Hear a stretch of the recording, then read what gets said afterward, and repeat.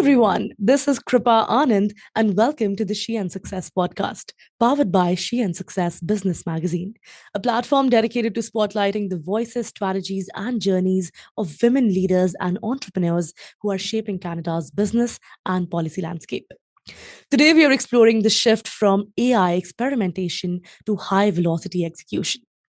In 2026, the real advantage doesn't belong to the most technical founders, but to the leaders who can integrate AI into the very fabric of their daily workflows to reclaim their most valuable asset, time. Joining us today is Ashley Cross, the CEO and founder of AI Workforce Alliance. A widely published author and AI strategist, Ashley built a $115 million pipeline long before AI became a household term.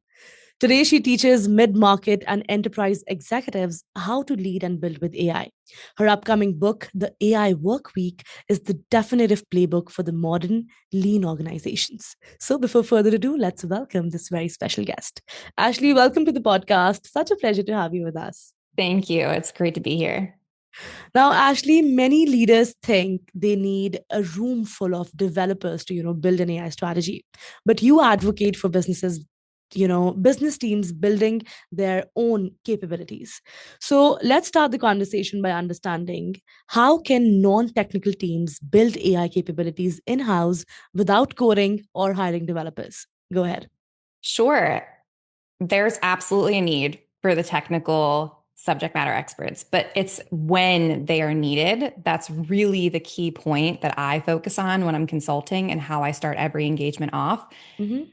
Usually all of the stakeholders are not technical. And so the gap that I see oftentimes is building that capability in-house looks like having conversations with stakeholders across the whole entire organization Mm-hmm. and making the case of why they need to meet, why they all need to align on the problems that they want to solve for and how they're going to solve for them.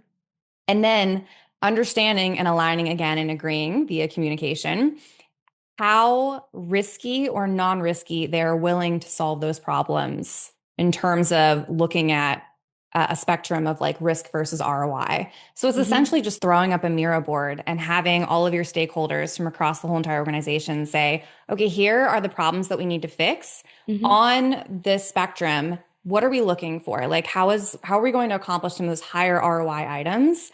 Mm-hmm. And how comfortable are with the risk that comes with them? And then from there, the next step is actually saying, okay, do we want to implement AI solutions here to try to solve for this? Have we done this in the past? What has worked? What's not working? And then downstream is when we make more of those technical decisions, regardless of if you're going to build, if you're going to buy, if you're going to train and enable. But it's those Mm-hmm. first meetings and actually getting them on the books that Yeah. really does push this innovation to happen in the first place. No, definitely, that makes a lot of sense, right? Because empowering your current team to, build their own automation, it ensures that your AI strategy is driven by business needs rather than, technical limitations or hype or a trend that you saw on LinkedIn or Instagram, right? Now, let's talk about how AI enables lean, high performing founders. So, from your extensive experience, I'd love to, throw this question to you. Ashley, what does running a lean AI powered company look like today for you? Yeah, I mean, it looks like asking myself before I just go to do something, Yeah. do I need to be the person actually accomplishing this task, or can I Hmm. delegate it? First and foremost, delegation is a superpower that every founder should have. Right. And then the second question I'm asking myself is, okay, is there an AI solution that could enable training this human in a faster, more productive way? Or is there an AI tool, automation, or agent that can expedite a large portion of a process that has to happen and I need it in place, but I don't necessarily need to be the one that does the work. I own the outcome of it. Exactly. No, definitely that makes a lot of sense, because as a founder, you're often juggling between so many hats, right? Trying to do everything yourself.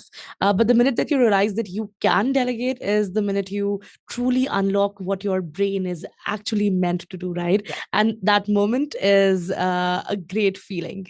And also, operating with the digital first workforce, it allows founders to focus on the high level strategy while agents handle the repetitive execution.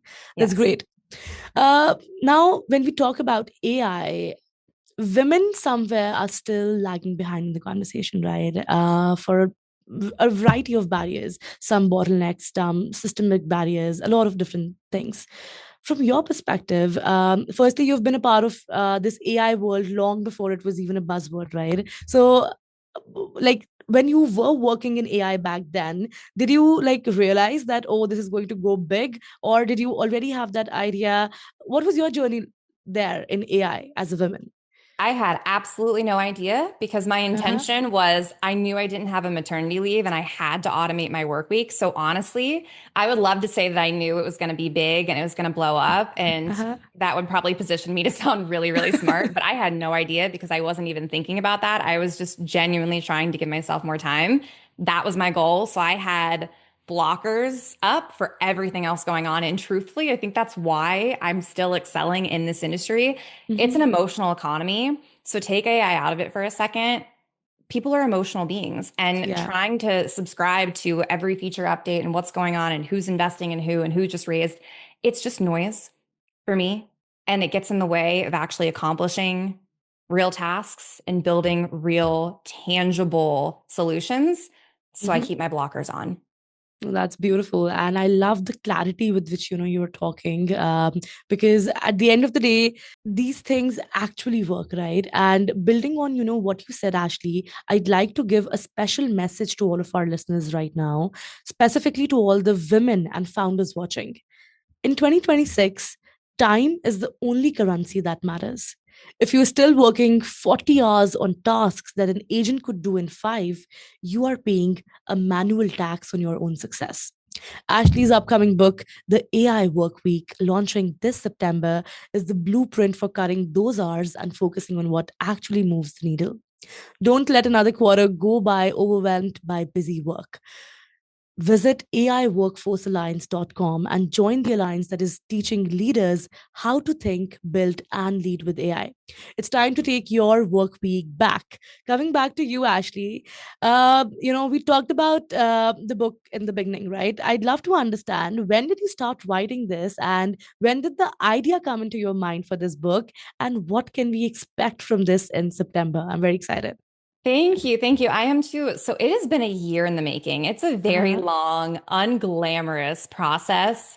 I have been truthfully writing this book for the last 6 years because it's a combination of the playbooks that I've developed from 2020 and iterated on since. And Mm-hmm. then also the same frameworks that applied back then that are still in place and still work today, but there's more experience, years of experience added to it, and the more conversations that I'm having with my clients, with other executives that have shaped and manipulated and kind of morphed those frameworks into something that is applicable no matter what stage and phase you're at in your journey Yeah. and for what role you are. So it's very applicable. It's very action oriented. There's every chapter has a minimum of, I would say, 3 frameworks, step by step instructions. It's Mm-hmm. very tech agnostic.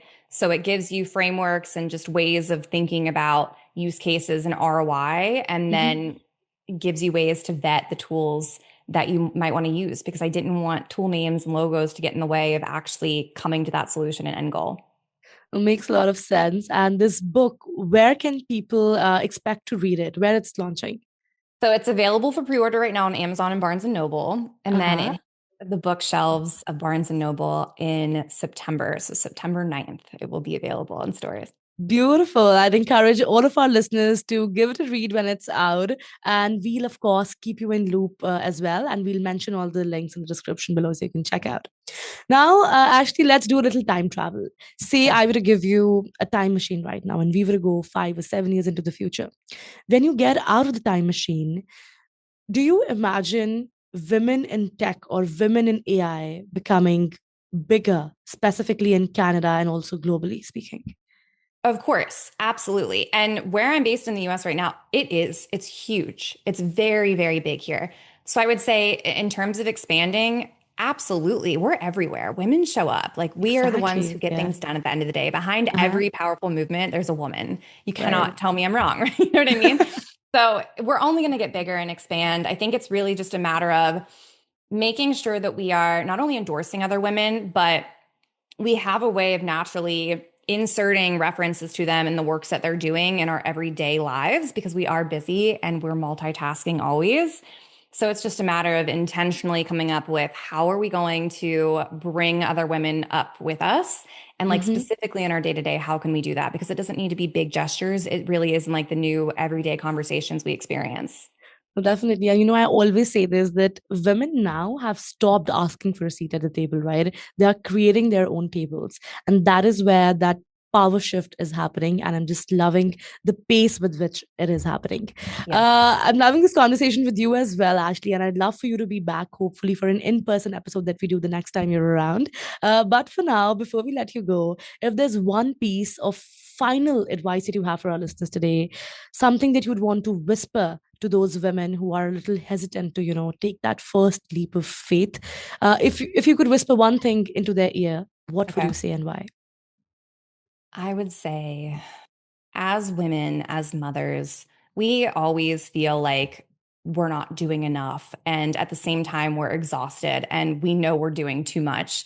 So, in this messy, chaotic, loud space and time where technology is evolving so fast, truly zone out and think about your day to Mm, day life, what you want to be doing, what you're actually doing, and try to fill that gap of what you're doing now and what you want to be doing and what you want your life to look like daily with these solutions solving for those problems because nothing else matters at the end of the day. Whether you're making more money, whether you have a better career, none of it matters if it's not fixing the goal of how you're spending your time.